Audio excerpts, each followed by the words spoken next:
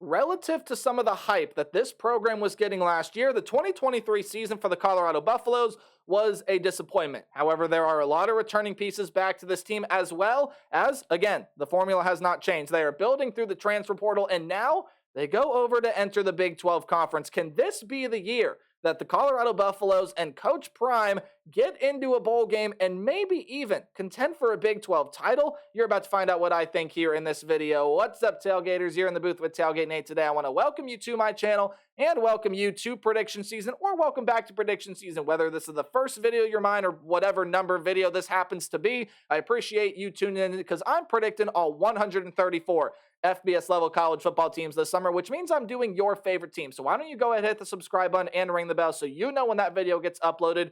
And I want to thank you for watching this video because it does help support my channel in more ways than you can even imagine. And if you would like to continue to support what I do here on YouTube, well, there are many ways to do that. You can like, you can comment, you can share, you can watch my other videos, and pretty much anything else you do to interact with the channel helps to support it, and I appreciate all that you do. So with no further introduction, let's talk about the Buffaloes in 2024. But I got to tell you how we're going to do it first. We're talking about the team's offense, then we'll talk about the defense, and then we will go through the Colorado schedule and give it a game-by-game preview and prediction. A couple more things before we do start, because right over here are going to be the team's stats that they either put up offensively or defensively last season. And of course, to your viewer, for your viewing pleasure, right below the team's logo, I have put the team's coaching staff. So now I promise I will waste no more time. Let's talk about the Colorado offense to start out with in 2024. It will have a new offensive coordinator as Sean Lewis took the head coaching job at San Diego State. So Pat Shurmur will be the offensive coordinator and quarterback coach for Coach Prime's program.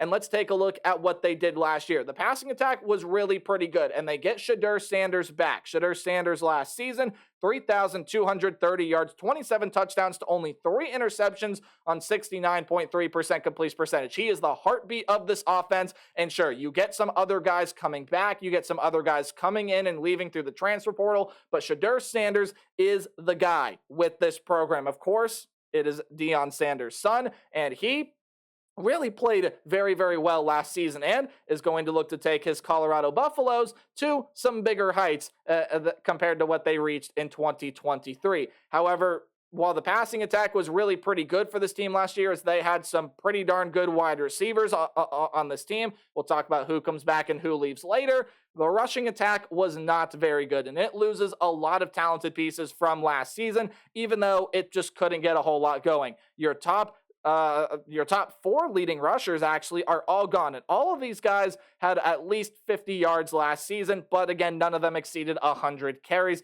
The ball was in the hands of Shedeur Sanders more often than not. Dylan Edwards, Anthony Hankerson, Savion Wilkerson, and Alton McCaskill, all of them have found new homes through the transfer portal. So what does this running back room look like in 2024? Well, you do return Charlie Offerdahl, who only had 2 carries last year, should play a bigger part in 2024. Micah Welch is a very talented freshman that entered this program. And you get Dallan Hayden coming over from Ohio State, a guy that I've always really, really liked. And he just got lost behind a loaded running back room. Of course, Travion Henderson and now Quinshon Judkins are over in Columbus. So Dallan Hayden is finding a new home here in Boulder with Coach Prime and the Colorado Buffaloes. I would figure he'd be that leading rusher for this team in 2024. But again, you do lose a lot of depth from last season, so there is that question mark. Even though I think Hayden, Offerdahl, Welch have some pretty good upside, for the most part, it is a fairly unproven running back room. So that's something interesting to watch in 2024. Wide receiver room, Xavier Weaver is gone to the NFL. Weaver was the leading receiver last season with 908 yards and 4 touchdowns last season. You also do lose Tarvarish Dawson to the transfer portal. He had 14 catches for 124 yards and really sat behind a ton of wide receivers that were in this room last season. The lot does return in this wide receiver room for the Buffaloes in 2024. Travis Hunter, the dual-way player, both plays wide receiver and corner. I've listed him on both. We'll talk about his stats on both. Talk about his stats as a wide receiver: 57 catches, 721 yards, and 5 touchdowns. You get Jimmy Hornback, who was the team's touchdown reception leader, had 567 yards and 6 touchdowns last year, while Omarion Miller will also be coming back. 234 yards on 11 catches, did have a score last season. You do get a freshman coming in Draylon Miller that could play some big minutes for this program, as well as some fairly talented transfers, as Will Shepard is going to be coming over from Vanderbilt. You also are getting Terrell Timmons over from NC State, along with a couple other pieces as well. Cordell Russell is over from TCU, and LaJohntay Wester is over from FAU. We'll see what kind of roles that all four of those guys are willing to play in 2024, but Shepard and Timmons probably going to end up being the lead guys that come in through the portal. Michael Harrison is gone through the transfer portal out of the tight end room. He was the leading receiver among tight ends last season. But you get Louis Passarello back. Savell Smalls will also be coming back. And Sam Hart, who's an Ohio State transfer, I do believe. Yes, an Ohio State transfer comes in through the portal. You also get Chamon Medier, who comes over from Cincinnati. And with Van Wells, Gerard Christian, Lichtenham, and Jack Bailey all gone off the offensive line through the portal, all of which played some fairly decent snaps for the Buffaloes last season. You get Tyler Brown, Hank Zelinskis, and Kareem Harder coming back, a freshman and Jordan Seaton coming in, among a plethora of transfers. Justin Mayers, Khalil Benson, Wyatt Hummel, Tyler Johnson, Phillip Houston, and Yakiri Walker. Okay, I just ran through a ton of names here, so let me go through the overview on what I think the Buffalo offense is going to look like in 2024. To me, the biggest question on this team, and one of the biggest questions on any team across the entire nation coming up in 2024, is this Buffalo offensive line. Again, 68.9 rushing yards last year is just abysmal. It is not that good, and Shedeur Sanders got sacked 52 times last season. If Colorado wants to see success in 2024, that cannot happen again. Now, they did add a lot of talented pieces through the portal, and I really don't see how Colorado's offensive line can be that bad again in 2024. So, yes, I do see improvement on this offensive line. How much improvement? Hard to say. It's hard to say what pieces are going to start, how these pieces are going to fit in through the transfer portal. I definitely do think that compared to the sheer overall talent and depth of the running back room, it's a little bit of a downgrade compared to what they had in 2023 this year in 2024, but the wide receiver room will be good. Shedeur Sanders will have the ball in his hands a lot. He just can't be getting hit every other play. The offensive line has to be the biggest improvement here, and if that improves, the rush game should see its improvement, and Colorado could be a team that could throw for over 300 yards per game in 2024. Now let's talk about the defense for the Buffaloes, and the defense, well, that wasn't good either for this Buffalo team last season. 34.8 points per game, over 450 yards per game allowed. They weren't a great secondary. They weren't a good rush defense. There were just a lot of problems besides the offensive line for Colorado last season, and it does lose a lot of pieces through the portal. I probably won't be going through many stats here because there are a lot of names on this board, so I may be going through stats for a couple of players, but here we go. Defensive line time. Derek McClendon and Leonard Payne were very talented players, I believe both of which came over from the transfer portal last season. Yeah, they are both gone now to the NFL, while you lose Chaz Wallace through the portal and Taj Alston, hopefully I'm pronouncing that first name right. He has run out of eligibility. He has graduated. So the defensive line does return a couple solid pieces. Amari McNeil, Shane Cokes, and Arden Walker will all come back. And you already know where they went to add talent to the defensive line. That's right, the transfer portal. I'm going to try to say where they came from, but there are so many defensive line transfers coming into this team here in 2024. So here we go. Samuel Okunlola, again, hopefully pronounce that last name right. He is coming in. Dayon Hayes, Chiadoze Nwankwo, BJ Green, Keaton Wade, and Anquin Barnes. They are transfers. I probably will end up mixing up the order here, but Okunlola is over from Pitt. BJ Green is over from Arizona State.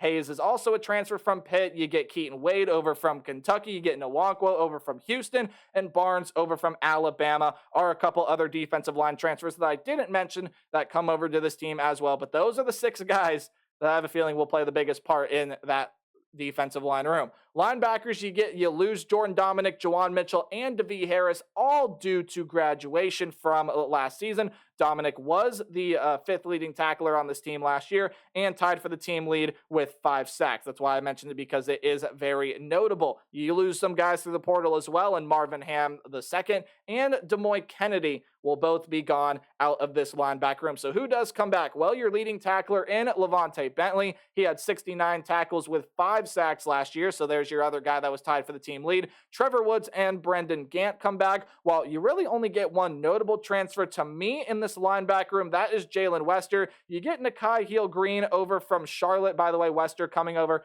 from FAU, as well as I believe one or two FCS level transfers, but Wester is that guy that should play the most minutes. Defensive back room, let's run through names here. Cormini McLean, very, very talented cornerback, very highly recruited cornerback, is gone. He's gone over to Miami. Omarion Cooper and Kendrick Breedlove will all be leaving the cornerback room. Jaden Milner-Jones and Miles Slusher will all be leaving the safety room through the portal, and Roderick Ward has graduated. So who does come back? Well, you get Travis Hunter back at corner. I will read his stats here. 31 tackles, 5 pass defended, and 3 interceptions for Travis Hunter last season.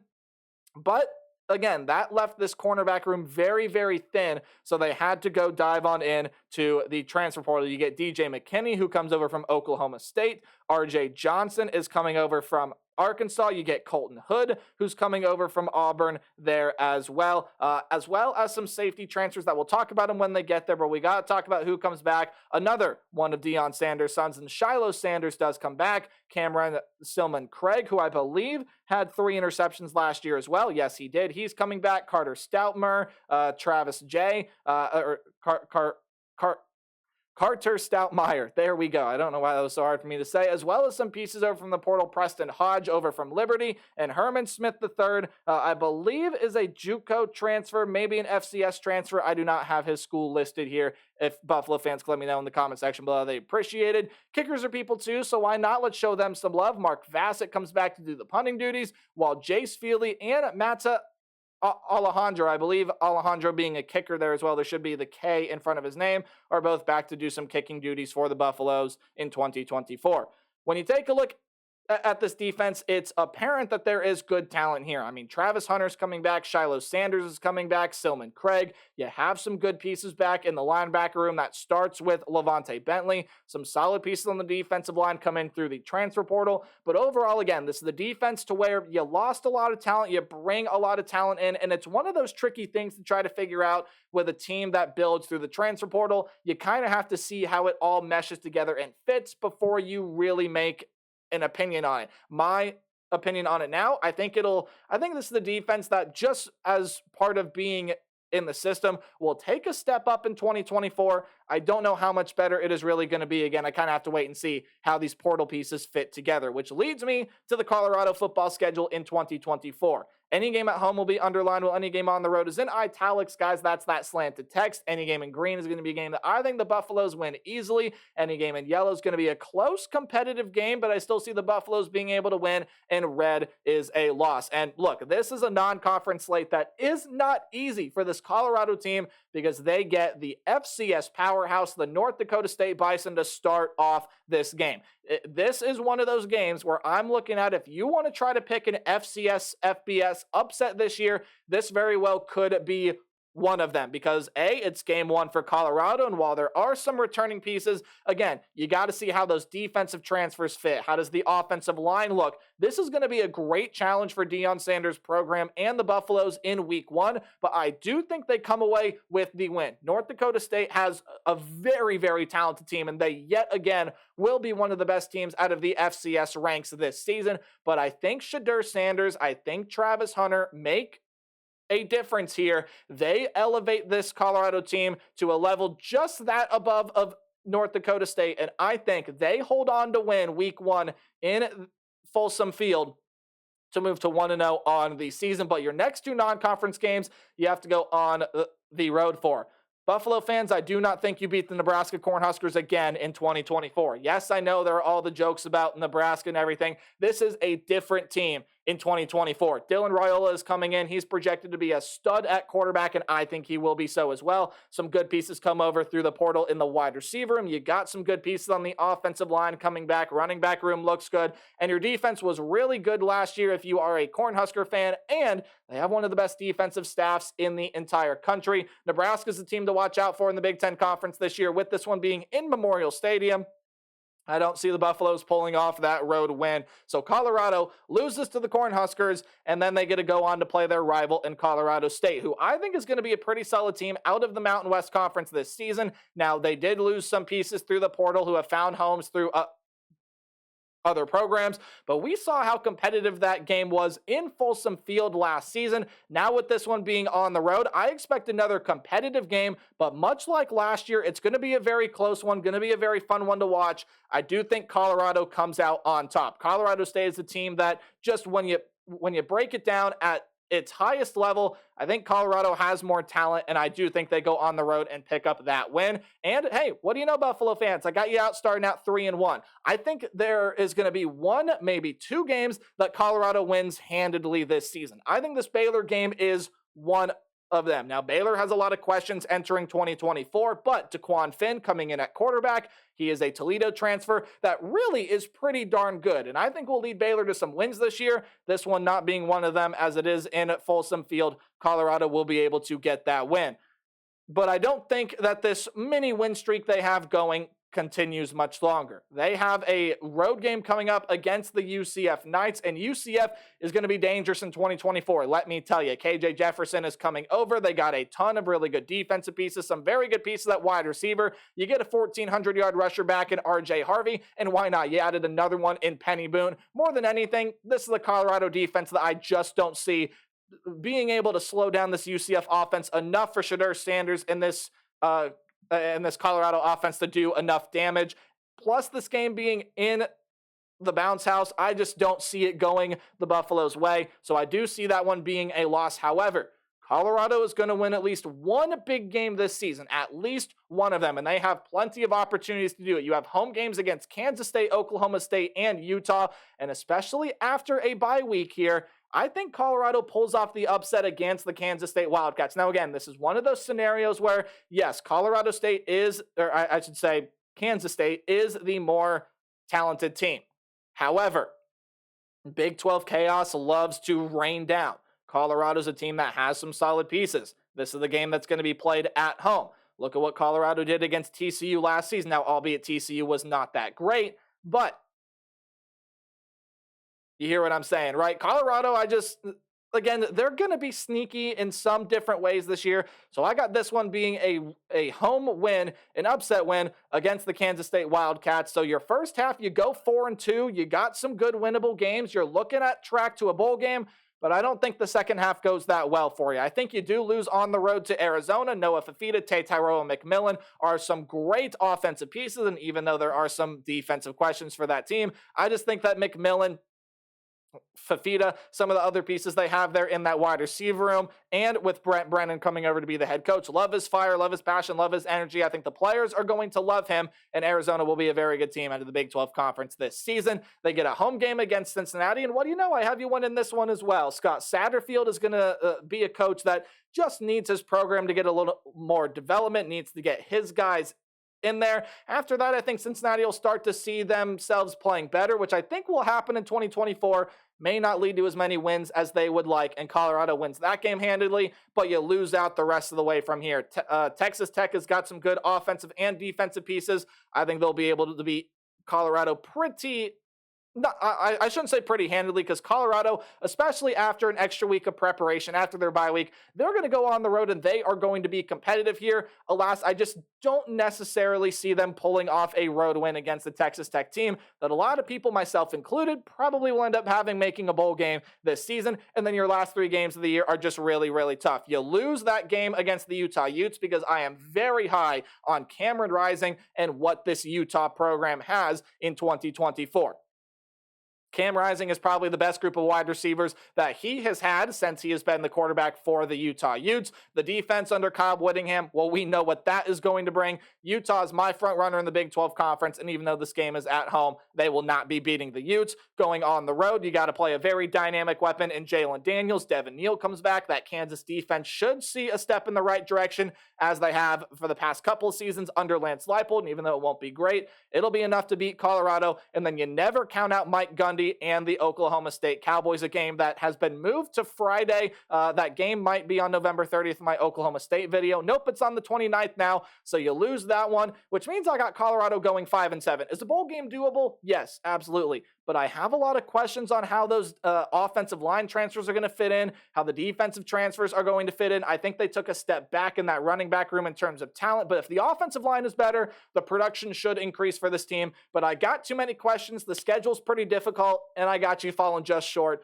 of a bowl game. Let me know what you think about the Buffaloes, though, in the comment section below. We'll move on to the Georgia Tech Yellow Jackets coming up next. Remember to play hard, but tailgate harder. See you guys in the next one. Bye-bye.